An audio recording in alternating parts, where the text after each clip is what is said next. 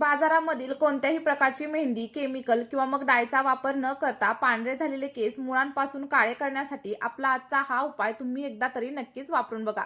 यामुळे तुमचे केस काळेच होणार नाहीत, तर त्यासोबतच केस अगदी लांबसडक, घनदाट, स्मूथ आणि सिल्की बनण्यासाठी देखील मदत होणार आहे. आणि आपला हा उपाय 100% नैसर्गिक आहे, कारण याच्यामध्ये आपण घरामधीलच फक्त 2 ते 3 वस्तूंचा वापर करणार आहोत. त्यासाठी तुम्हाला हा व्हिडिओ शेवटपर्यंत बघायचा आहे आणि मी सांगितलेल्या पद्धतीने स्टेप बाय स्टेप फॉलो करायचं आहे. आणि बघा, आपली ही रेमेडी तुम्ही अगदी लहान मुलांपासून ते मोठ्यांपर्यंत सगळ्यांसाठी वापरू शकता. कारण जसं की मी तुम्हाला सांगितलं, यामध्ये आपण कोणत्याही प्रकारच्या केमिकलचा किंवा मग प्रिझर्वेटिव्हचा वापर अजिबात केलेला नाहीये. चला तर मग आता जास्त वेळ न घालवता व्हिडिओला सुरुवात करूया. पण त्या अगोदर एक छोटीशी विनंती आहे. चॅनलवरती जर तुम्ही नवीन असाल तर लगेचच चॅनलला सबस्क्राईब करा आणि त्यासोबतच तुम्ही आपला हा व्हिडिओ नक्की कोणत्या गावामधून किंवा मग कोणत्या शहरामधून पाहताय कमेंटमध्ये सांगायला अजिबात विसरू नका. बघा, रेमडी बनवण्यासाठी इथे सगळ्यात पहिल्यांदा आपण मेथीदाण्यांचा वापर करणार आहे.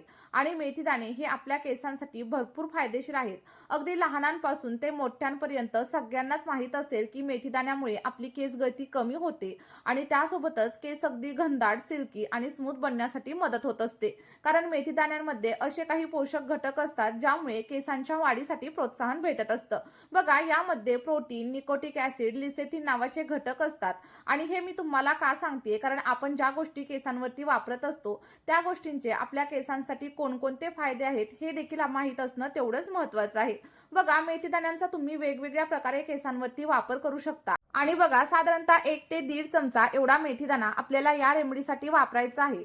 आणि आजकाल तुम्ही पाहिलेलं असेल की मोठ्या माणसांनाच नाही तर अगदी लहान मुलांना, मुलींना सुद्धा केस गळतीची समस्या खूप जास्त प्रमाणावरती जाणवत आहे. आणि त्यामुळेच मी अगदी साधा आणि सोपा उपाय आज तुमच्यासोबत शेअर करत आहे. कारण याचा वापर केल्यानंतर तुमच्या केसांच्या बऱ्याच समस्या कमी होण्यासाठी मदत होणार आहे. जर तुम्हाला ही रेमेडी वापरायची नसेल तर तुम्ही मेथीदाण्यांपासून बनवलेलं तेल देखील नक्की वापरू शकता किंवा मग मेथीदाण्यांपासून हेअर पॅक बनवू शकता आणि तो देखील केसांवरती नक्कीच अप्लाय करू शकता.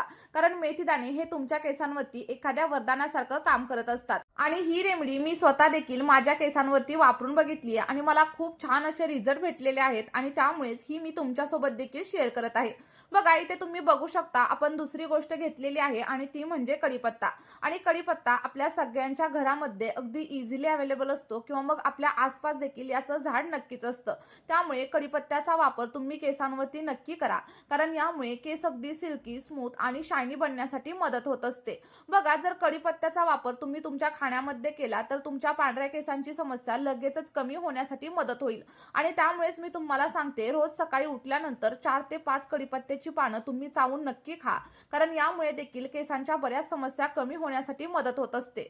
बघा, कढीपत्त्यामध्ये अँटीऑक्सिडंट आणि सोबतच बीटा कॅरोटीनचं प्रमाण खूप जास्त असतं आणि त्यामुळेच वेळे अगोदरच पांढरे होणारे केस किंवा मग प्रीमॅच्युअर ग्रे हेअर्स लवकरात लवकर कमी होण्यासाठी आपल्याला मदत होत असते.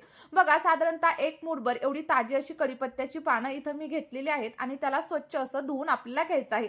कारण बऱ्याच वेळा कढीपत्त्याच्या पानावरती धूळ आणि माती बसलेली असते. आता बघा, त्यानंतर इथे मी लाल रंगाचा कांदा देखील घेतलेला तुम्हाला दिसत असेल. लक्षात ठेवा, आपल्या या रेमेडीसाठी तुम्हाला लाल रंगाच्या कांद्याचाच वापर करायचा आहे.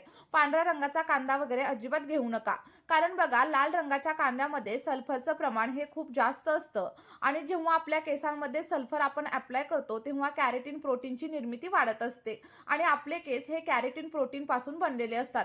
त्यामुळे लक्षात ठेवा, जर कांद्याच्या रसाचा वापर तुम्ही केसांवरती करत असाल तर अगदी टक्कल पडलेल्या जागेवरती देखील नवीन केस उगवायला मदत होत असते. इथे बघा, साधारणतः मध्यम आकाराचा 1 कांदा मी घेतलेला आहे आणि सगळ्यात पहिल्यांदा त्याला स्वच्छ करून घ्या आणि त्यानंतर छोट्या छोट्या पीसेसमध्ये व्यवस्थित कट करून घ्या.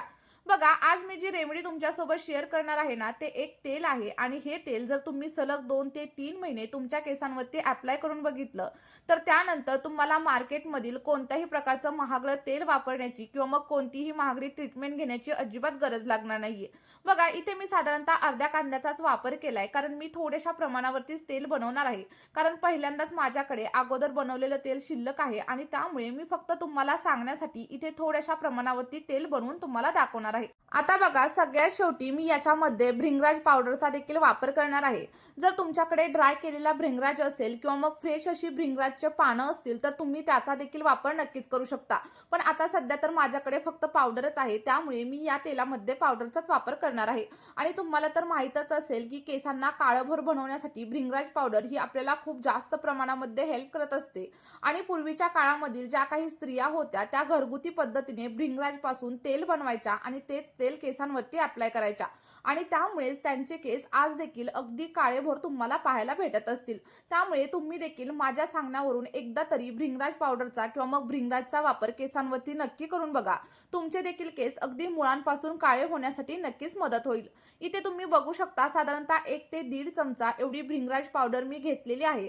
आणि बघा, त्यानंतर आपल्याला काय करायचंय, तर जर तुमच्याकडे लोखंडाचं भांडं असेल तर एक लोखंडाचं भांडं घ्या. कारण जेव्हा हे तेल आपण लोखंडाच्या भांड्यात बनवतो तेव्हा त्याची जी काही पॉवर आहे किंवा जी काही रिझल्ट आहे ते आपल्याला दुप्पट पटीने भेटत असतात. बघा, भांड्यामध्ये मी साधारणतः एक छोटी वाटी एवढं तेल ऍड केले. आता इथे तेल तुम्ही कोणतंही घेऊ शकता. जर तुम्हाला खोबरेल तेल सूट होत असेल तर तुम्ही खोबरेल तेल घेऊ शकता, मस्टर्ड ऑइल घेऊ शकता किंवा मग बदामाचं तेल देखील नक्कीच घेऊ शकता. साधारणतः एक वाटी एवढं तेल मी घेतलेलं आहे. आता तुम्हाला जेवढ्या प्रमाणावरती तेल बनवायचं असेल ना तेवढं तुम्ही इथं घेऊ शकता आणि त्यानुसार जे काही गोष्टी तुम्हाला घ्यायच्या आहेत त्याचं देखील प्रमाण कमी किंवा जास्त नक्कीच करू शकता. बघा, आता तेल आपल्याला थोडंसं गरम करून घ्यायचंय आणि लक्षात ठेवा, तेल बनवताना गॅसची फ्लेम हाय वगैरे अजिबात करू नका. तर आपल्याला पूर्णपणे लो फ्लेमवरती सगळं काही तेल रेडी करायचंय. इथे तुम्ही बघू शकता, माझं जे काही तेल आहे ते थोडंसं गरम झालंय आणि त्यानंतर सगळ्यात पहिल्यांदा इथे मी कढीपत्त्याची पानं याच्यामध्ये ऍड करणार आहेत. कारण बघा, आपण ओली म्हणजेच अगदी फ्रेश अशी काळी कढीपत्त्याची पानं घेतली आहेत आणि त्यामुळे सगळ्यात पहिल्यांदा कढीपत्त्याची पानं ऍड करा आणि त्यानंतर आपण जो काही कांदा कट करून घेतलेला होता ना तो देखील याच्यामध्ये ऍड करा. आता दोन्ही गोष्टी आपल्याला साधारणतः 2 ते 3 मिनिटांसाठी व्यवस्थित अशा बॉईल करून घ्यायचेत. जेणेकरून काय होईल, कढीपत्त्यामधील आणि कांद्यामधील पोषक तत्व आपल्या तेलामध्ये उतरायला सुरुवात होईल. आणि त्यानंतर आपण जे काही मेथीदाणे आणि सोबतच भृंगराज पावडर घेतलेली होती तर ती देखील याच्यामध्ये ऍड करायची आणि व्यवस्थित असं मिक्स करून घ्यायचं. बघा, तुम्हाला तेल बनवण्यासाठी जास्त टाइम वगैरे अजिबात लागत नाही. तर साधारणतः 5 ते 6 मिनिटांमध्ये आपलं सगळं काही तेल इथं रेडी होतं आणि हेच तेल तुमच्या केसांच्या एक नाही तर अनेक समस्या कमी करण्यासाठी तुम्हाला मदत करणार आहे. बघा, तुम्ही इथं बघू शकता, अगदी लो फ्लेमवरती मी सगळं काही तेल बनवत आहे आणि तुम्हाला देखील सेम अशाच पद्धतीने बनवायचं आहे. बघा, साधारणतः 4 ते 5 मिनिटं आपल्याला या सगळ्या काही गोष्टी व्यवस्थित बॉईल करून घ्यायचेत आणि लक्षात ठेवा, आपल्याला पूर्णपणे देखील याला जाळायचं वगैरे अजिबात नाहीये. नाहीतर काय होतं, यामधील पोषक तत्व सगळे काही निघून जातात. त्यामुळे लक्षात ठेवायचं, अगदी 5 ते 6 मिनिटांसाठीच हे तेल लो फ्लेमवरती आपल्याला बॉईल करायचंय आणि त्यानंतर मी तुम्हाला सांगते की हे केसांवरती कशा प्रकारे अप्लाय करायचं. पण त्या अगोदर एक छोटीशी विनंती आहे, जर चॅनलवरती नवीन असाल तर लगेचच चॅनलला सबस्क्राईब करा.